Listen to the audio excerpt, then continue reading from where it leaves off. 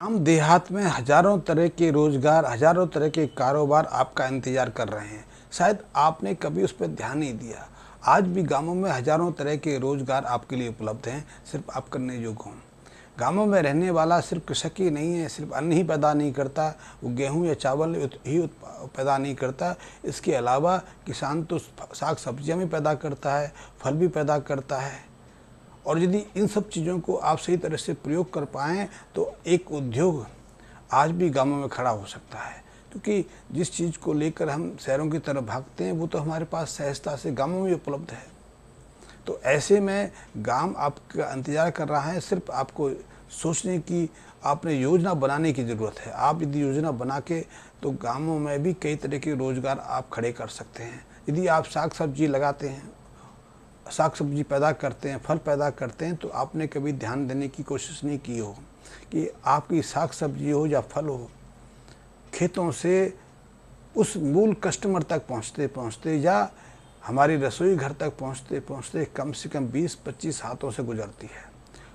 20-25 हाथ के जोड़े इस पर लगते हैं, क्योंकि जब आप पेड़ से फल अलग करते हैं या पौधों से सब्जियों को अलग करते हैं तो भी हाथ लगते हैं। फिर वो सब्ज़ी वहाँ टूट के बोरे में भरी जाती है, टोकरी में भरी जाती है, घर आती है। उसके बाद आप उसको पैक करके सब्ज़ी मंडी ले जाते हैं। सब्ज़ी मंडी में भी उसके साथ 2-3 जोड़ी हाथ लग जाते हैं, क्योंकि सब्ज़ी मंडी में सीधे सीधे कस्टमर तो नहीं खरीदता। सब्ज़ी मंडी से थोक व्यापारी खरीदेगा, फिर वो बड़ी मंडी भी आ सकती है या फिर वो उस सब्ज़ी विक्रेता के पास जाएगी। सब्ज़ी विक्रेता भी इसको छांटेगा। फिर यदि वो ठेल लगाता है, रेहड़ी लगाता है तो भी, या दुकान पर बेचता तो भी, जो भी ग्राहक आएगा उस सब्ज़ी को टच करेगा, छांटेगा। तो इस दौरान आप अक्सर देखेंगे कि सब्ज़ी आपके खेत से रसोई तक पहुँचते पहुँचते 15-20 हाथों के मध्य से गुजरती है, और उस दौरान कम से कम 30% साग सब्जियाँ खराब हो जाती हैं। या फिर फलों की देखी जाए तो फलों की मात्रा है वो 35% तक खराब हो जाती है। आप अंदाज़ लगा सकते हो कि जो चीज़ आप पैदा करते हैं वो 30-35% खराब हो जाए तो कितना नुकसान आपको उठाना पड़ता है। लेकिन यदि इसी चीज़ को आप दूसरे तरीके से देखें कि आपकी खेत की साग सब्जी सीधे कस्टमर तक पहुँचे, सब सीधे उस रसोई घर तक पहुँचे या उसकी ज़रूरत है, तो इतने माध्यम जो बीच में इसको ख़राब करने में लगते हैं, इतनी अब यात्रा में काफ़ी समय भी लग जाता है। कई तरह की उस पर दबाव भी पड़ते हैं, प्रेशर पड़ता है, दब जाती है तो भी ख़राब हो जाती है, या फिर इस अवधि में उसको कीड़ा लग जाता है, उसमें सड़न पैदा हो जाती है तो भी वो नष्ट हो जाती है। यदि इस चीज़ को बचाना है, यानी 35% को यदि आप सेव कर लें, 35% में से यदि 15% को भी सुरक्षित कर लें तो वो तो आपका बोनस है। फिर आपको ये सोच के परेशान होने की आवश्यकता नहीं कि आपकी जो साग सब्जी की कीमत कम रह गई या साग सब्जी खराब हो गई। फलों के साथ भी यही है। तो ऐसे में आप यदि किसी ग्रामीण अंचल में बैठे हैं तो युक्ति लगाने की आवश्यकता है, एक सही स्ट्रेटेजी अपनाने की आवश्यकता है, एक सही योजना को क्रियान्वित करने की आवश्यकता है कि वहीं आप सब्जियों को इकट्ठा करें, उसको साफ़ करें और सीधा वहाँ से ऐसा प्रयास करें कि शहरों में जिन रसोई घरों में सब्जी की आवश्यकता है वहाँ पहुँचाई जाए, या फिर आप वहाँ सब्जी को इकट्ठा करके, फलों को इकट्ठा करके उसको प्रोसेस्ड कर सकते हैं, उनकी चटनी बना सकते हैं, अचार बना सकते हैं, सूप बना सकते हैं, विभिन्न तरीके से उसको काम में ला सकते हैं। पुराने ज़माने में शायद आपने नहीं अनुभव किया होगा, पुराने ज़माने में जितने भी पहाड़ी क्षेत्र थे, यहाँ 6 महीने सर्दी पड़ती है, 6 महीने बर्फ़बारी होती है, तो वहाँ के लोग 6 महीने के लिए सब्जियों को सुरक्षित रखते थे। तो जब सब्ज़ी उपलब्ध होती थी तो उसको धूप में सुखा लिया जाता था, सर्दियों में उसको भोजन के साथ खाने में इस्तेमाल किया जाता था। आज तो हमारे पास कई तरह के साधन हैं। आप ये काम भी कर सकते हैं कि जब सब्जी का रेट कम हो उसको सुखा के उसको पैक करके सीधे घरों में बेच सकते हैं, और ऐसी व्यवस्था निर्मित करना कोई मुश्किल नहीं है। इससे आप एक अच्छा व्यवसाय खड़ा कर सकते हैं, क्योंकि इसके लिए कई लोगों की आवश्यकता रहेगी, एक समूह की आवश्यकता होगी, एक कोऑपरेटिव सोसाइटी बनाने की आवश्यकता होगी। और दुनिया भर में आप देखेंगे ऐसी करोड़ों करोड़ों सोसाइटियाँ काम कर रही हैं, क्योंकि आप भी यदि कर सकते हैं तो उसमें परेशानी क्या है। आप कुछ मित्र बन इसकी शुरुआत कर सकते हैं। कुछ मित्रों की ड्यूटी लगाइए कि वो सब्जियां अपने खेतों में उगाएं। कुछ मित्रों की ड्यूटी लगाएं कि उनको आप इकट्ठा करें, और कुछ मित्र शहर में रह के उसको बेचने का, उसको वितरण करने का काम करें। यद्यपि कुछ ऐसे मित्र भी गांवों में हो सकते हैं जो उसे अचार निर्मित करें, चटनी बनाएं, सूप बनाएं, या किसी अन्य तरीके से उसका उपयोग करें। तो आपके लिए कहीं भी हैं, चाहे किसी भी ग्राम देहात में रह रहे हो आपके लिए व्यापार के अनेक कारोबार उपलब्ध हैं, अनेकों रूप उपलब्ध हैं। इन रूपों के माध्यम से आप अपनी बेरोजगारी भी दूर कर सकते हैं और सैकड़ों अन्य लोगों को भी रोजगार दे सकते हैं। और जो व्यर्थ का नुकसान होता है, जो महंगाई होती है, या फिर किसानों को हानि उठानी पड़ती है, या स्वयं आप हानि उठाते हैं, तो उससे बच सकते हैं। क्योंकि आप जो पैदा कर रहे हो उसी को तो आप आगे वितरित कर रहे हो, और ये ऐसी श्रृंखला है। यदि आपने इस श्रृंखला को सही तरह से इस्तेमाल किया तो ग्रामीण क्षेत्र देखते देखते फिर से समृद्ध हो जाएंगे। क्योंकि हमने देखा है कि पिछले 1980 के बाद गांवों से जो पलायन की शुरुआत हुई, तो उससे धीरे धीरे ग्रामीण अंचल सूने होते चले गए, रिक्त होते चले गए। आज यदि आप अपने गाँव में लौटते हो तो एक सूनापन देखते हो, वहाँ उस तरह की जीवटता देखने को नहीं मिलती, उस तरह की सुवास या शांति की अनुभूति नहीं होती। आपको लगेगा जैसे कि आप सूने किसी खंडर में आ गए हैं। आपने राजस्थान के या कई जगह के महल देखे होंगे, महल किसी समय आबाद थे, लेकिन आज तो वीरान हैं, खंडर हैं। ऐसे ही हमने गांवों को छोड़कर शहरों की तरफ पलायन करके अपने गांवों को हमने वीरान कर दिया।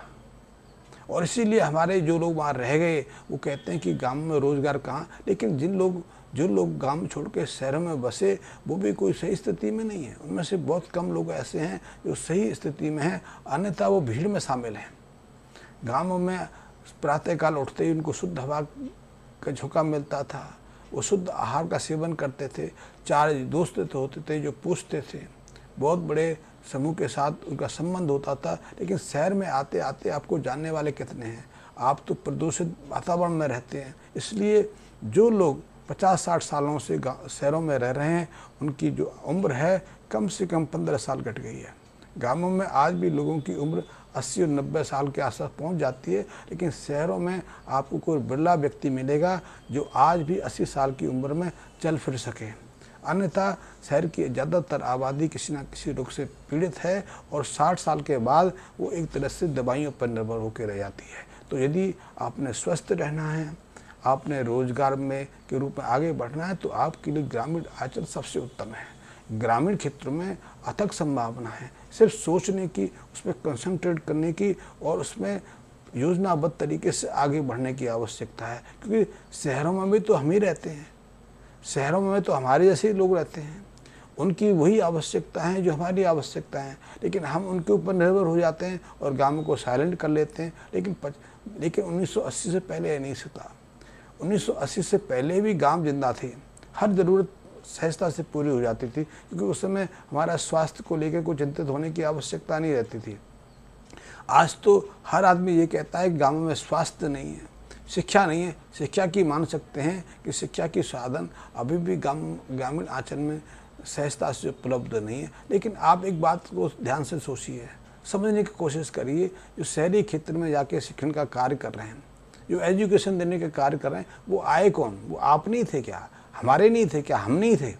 हम ही तो जाके शहरों में ऐसे कार्य कर रहे हैं। तो फिर जब शहरों में जाके हम ऐसे कार्य शुरू कर सकते हैं, तो फिर अपने देहात में क्यों नहीं, अपने आसपास क्यों नहीं?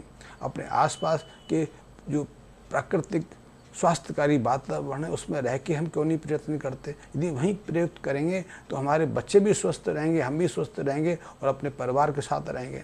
तो आप ग्रामीण आंचल में रहकर भी कई तरह के व्यापार कर सकते हैं, और हजारों ऐसी चीज़ें हैं जिनको हम ग्रामीण आंचल में निर्मित करके उसकी चेन सप्लाई शहरों तक उपलब्ध करा सकते हैं। आज तो आपके पास शहर क्या, आज तो पूरी दुनिया आपके पास है। आप पूरी दुनिया के किसी भी कोने तक अपने प्रोडक्ट को पहुंचा सकते हैं। हाँ, ये अवश्य है कि प्रोडक्ट वैज्ञानिक हो, शुद्ध हो, प्रमाणिक हो, और वो स्वास्थ्यकारी हो, तो पूरी दुनिया आपके लिए मार्केट है। आप ये मत सोचो कि आप कितनी दूरी पर हो, क्योंकि आज साधन है। जब बहुत सारी कंपनियां कहीं भी बैठ के अपना व्यापार कर सकती हैं, तो फिर आपको क्या संकोच है? क्योंकि संकोच इसलिए है कि आपको जानकारी नहीं, और जानकारी के लिए शिक्षा की आवश्यकता होती है। शिक्षा इसलिए नहीं ली जाती कि आप पढ़ें कि कौन प्रधानमंत्री था, प्रधानमंत्री कौन से कपड़े पहनता था, वो किस दिन उठता था, कब नहाता था, उसके पिताजी का नाम क्या था, उसका विवाह। शिक्षा ये नहीं है। शिक्षा है कि आप नवीनतम जानकारी से संबंधित हो जाएं, आपको नवीनतम जानकारी उपलब्ध हो जाए और संसार की ज़रूरतों का पता चले, और उन ज़रूरतों में आप अपनी हिस्सेदारी कैसे कर सकते हैं, उन ज़रूरतों को आप अपने माध्यम से कैसा पूरा कर सकते हैं, आप आर्थिक रूप से उस श्रृंखला में कैसे जुड़ सकते हैं। ये शिक्षा का क्षेत्र है। या फिर विज्ञान का क्षेत्र है कि आप कोई नवीनीकरण कैसे कर सकते हैं, किसी चीज़ की संरचना कैसे कर सकते हैं। यदि आप भवन निर्माण के क्षेत्र में हैं तो भवनों को नया आकार कैसे दे सकते हैं, क्योंकि प्राकृतिक आपदाओं से आप अपने भवन को कैसे बचा सकते हैं। तो वो ज्ञान की बात है। शिक्षा ज्ञान का तंत्र है। शिक्षा किसी चीज़ की स्मृति नहीं है। शिक्षा किसी को स्मरण करने की आवश्यकता नहीं। ज्ञान है कि हम विवेक पूर्वक किसी चीज़ को समझ सकें। तो आप किसी भी ग्रामीण आंचल में रह रहे हैं, किसी पहाड़ी क्षेत्र में रह रहे हैं, वहाँ से पूरी दुनिया आपकी मुट्ठी में है। आप सोचना करिए, आप नई योजना बनाइए और देखिए कि आपके लिए वही क्षेत्र आर्थिक सुदृढ़ता का क्षेत्र बन जाएगा। वहीं से आपका व्यापार पूरी दुनिया में फैल जाएगा। आप मुझसे जुड़े रहना चाहते हैं तो मेरे चैनल को सब्सक्राइब भी कर लें। आपको किसी तरह की जानकारी चाहिए, किसी तरह की योजना पर कार्य करना है, क्योंकि मेरे साथ बहुत सारे मित्र जुड़े हुए हैं जो देश के अलग अलग हिस्सों में हैं और कुछ विदेशों में भी कार्य कर रहे हैं। आप उनसे भी जुड़ सकते हो। और इसलिए सबसे पहले तो मेरे चैनल को सब्सक्राइब भी कर लीजिए, मेरे बेल आइकन को प्रेस कर लीजिए, और चाहें तो मेरे मैसेज बॉक्स में कमेंट्स दे सकते हैं। धन्यवाद मित्रों।